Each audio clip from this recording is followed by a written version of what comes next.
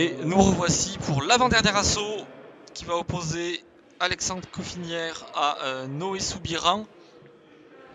Sur l'aire 2, nous avons Clément Palpel en rouge qui va être opposé à Chris Sylvestre en bleu.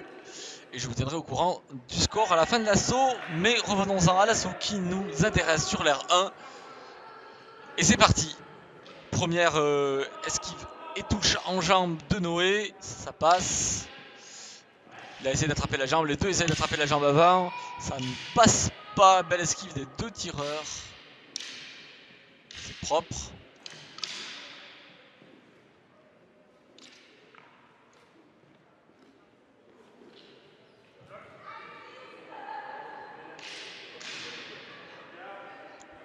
Défaut de pénalité.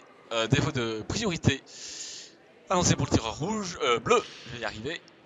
C'est la fin de la journée. Les deux tireurs qui se regardent. Restent à distance. Essaye d'attraper sur une attaque. Et là, la touche d'Alexandre. Il y a une canne qui a volé en ma direction. Mais non, tout va bien. Tout le monde est en sécurité. Noé va récupérer sa canne et un point de pénalité en prime. Et c'est reparti. Noé qui essaie d'attraper la jambe qui rate. Esquive. C'est pareil pour Alexandre. Les deux tireurs qui... Pour l'instant, il n'y a pas de temps de fixation. Il y a un, deux coups, pas plus, qui sont effectués. La tentative de touche en tête. Ça rate, ça passe à côté. La touche en grille de la part d'Alexandre.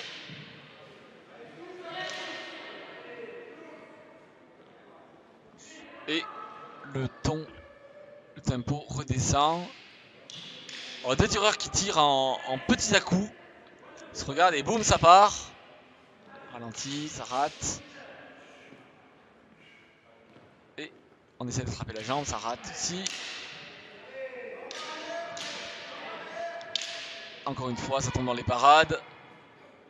Et là, le ralenti en flanc qui touche, mais qui n'était pas très net pour Alexandre. Tentative des touches en jambes séparées. Temps et fin de la première reprise. Première reprise légèrement à l'avantage, à mon avis, d'Alexandre Coffinière. On a eu 2-3 touches qui ont été nettes, surtout sans reprise de priorité, juste à l'engagement, poum, ça part, ça touche. Noé est un peu en retrait. Ça va. Voilà, donc pour l'instant, ceux-là, les deux tireurs qui se regardent beaucoup, qui ne produisent pas, et puis d'un coup, ils essaient d'accélérer, mettre la pression sur. Jouer vraiment sur l'explosivité. On reste. Voilà, on se dépense pas, et puis d'un coup, on surprend l'adversaire en changement de rythme. Je ne sais pas comment ça se passe pour Chris actuellement. Je vais essayer de jeter un œil pour vous tenir au courant. Si je peux. Là pour l'instant on voit les remontrances. Attention aux zones de touche, j'ai l'impression.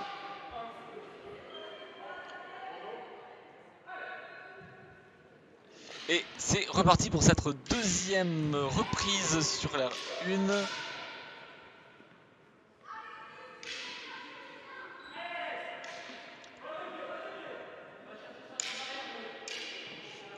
Tentative de jambe arrière et un petit anti-jeu de la part d'Alexandre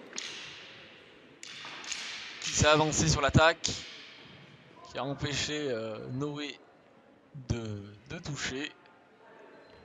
Pas été repris par l'arbitre. Et là en flanc, pas sa touche de la part de Noé, c'était bien fait. Allez, 2. Il y a un défaut de parade riposte, il est touché. Défaut de priorité. Et rappeler l'arbitre. Voilà. On repart dans exactement le même schéma. Les deux tireurs se regardent. Il n'y a pas de production. Et d'un coup, on attend l'explosion. Ça va partir. 3, 2. Allez, il faut produire. Il faut faire quelque chose. Faut arrêter de se regarder dans le blanc des yeux. Et là c'est parti, boum boum boum. Et ça tombe dans toutes les parades. Et là ça vient toucher en brisé sur la jambe avant. Et on remontera pour violence. La canne est récupérée avant qu'elle ne soit par terre. Du coup, pas de point de pénalité. Elle est encore en mouvement. Pour réflexe de la part d'Alexandre. Et le rythme qui retombe. Non, ça va ici. Attention. Défaut de parade riposte, il a été touché. Il ne peut pas enchaîner, même si la touche était en genou. Ça ne permet pas le droit d'en enchaîner derrière. Et voilà, le rythme qui retombe. On est vraiment dans ce schéma. Les deux tireurs qui s'observent. Et d'un coup, ça va partir. Et il va falloir être capable de toucher. Et ben, on n'aura pas le temps. Fin de la deuxième reprise. À ce petit jeu là, j'ai l'impression que Noé arrive à mieux s'en sortir, qu'il a été plus efficace, notamment au tout début de la deuxième reprise. Est-ce que ça suffira pour reprendre le petit retard que je pense qu'il avait accumulé en première? On verra aussi la stratégie, si les deux tireurs changent, ou s'ils continuent dans cette stratégie d'explosivité, et qu'on n'essaye pas de, je sais pas, autrement, de fixer plus longtemps ou de fixer avec plus de combats intermédiaires plutôt que de juste s'éloigner et de regarder l'adversaire.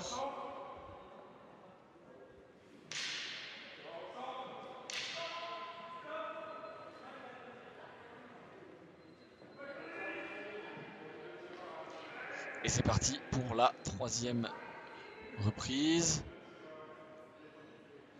Aux deux tireurs, défaut de parade riposte. Et attention, violence pour les coups. On essaie d'aller vite et du coup on contrôle plus ses coups.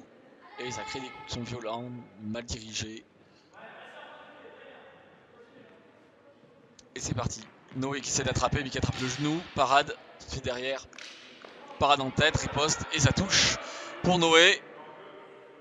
Là, mais la parade, il n'y a pas eu de parade. La parade riposte en flanc, celle-là est magnifique et claire pour Noé. On l'a bien vu, était pile dans notre angle.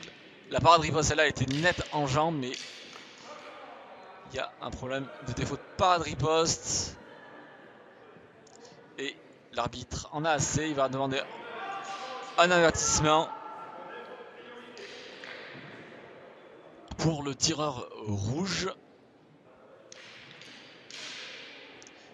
Pour défaut de priorité, donc bon, les mêmes problèmes qu'on voit depuis tout à l'heure avec des avertissements. Et l'avertissement est prononcé avec des défauts de priorité. C'est pour ça que ça devient, c'est ce qui se passe quand on a des jeux très explosifs. Il faut y aller et le tireur se jette un peu à corps perdu et du coup ben, on prend pas ses parades et si on est paré, s'il y a une riposte, et ben, on est touché alors que nous on continue à enchaîner. Et on est pris en défaut et on peut prendre des avertissements. Et c'est ce qui vient de se passer. Donc même si on essaie d'aller vite, il faut toujours savoir se contrôler quand on est touché. C'est Alexandre qui doit produire maintenant.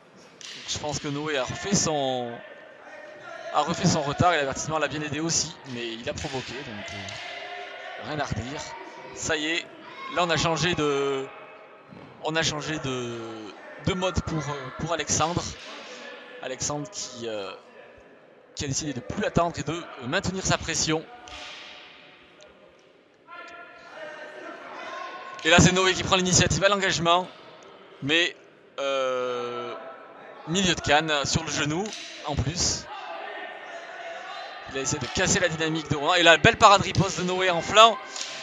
Et là ça se joue et là il y a de la tension parce que c'est la fin de la troisième reprise, c'est peut-être la fin du championnat des internationaux. Parade riposte, les jolies parades riposte de Noé en flanc qui font la diff.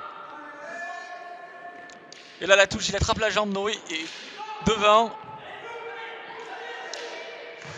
Ah, petit déséquilibre de Noé.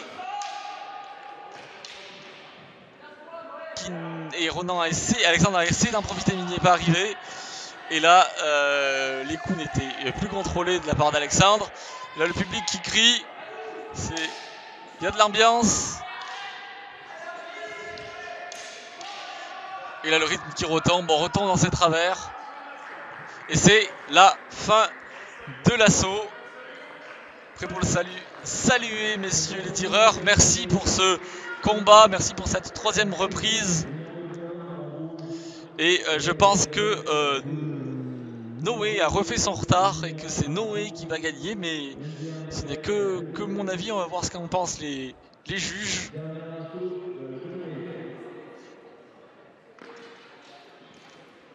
De l'autre côté, le combat entre Chris et Clément Pelpel vient de se terminer. Je vais vous tenir informé des résultats quand le DO va l'annoncer. Merci encore à vous tous d'être présents sur le live. Là, ça fait déjà plus de 7 heures qu'on est en live. Et merci d'être encore une vingtaine à nous regarder. Et sur l'ère 2 a été déclaré vainqueur Clément Pelpel, donc qui passe en quart de finale, et Chris qui termine sa course aux internationaux en 8e de finale. Sur l'ère 1. Et donc sur l'ère 1, à l'unanimité, Noé, donc après une première reprise un peu chaotique, il est passé, il s'est bien rattrapé et à la fin il a clairement fait la différence. De très très jolis paradribos en flanc qui ont clairement fait la différence et c'était très propre. Dernier assaut, Julien Modelin en rouge contre Oleg Vassiliev en bleu. Ce sera le dernier assaut de la journée. Je vous fais une petite pause de 30 petites secondes et on se retrouve très vite sur Cannes TV pour le dernier assaut de la journée. A tout de suite sur Cannes TV.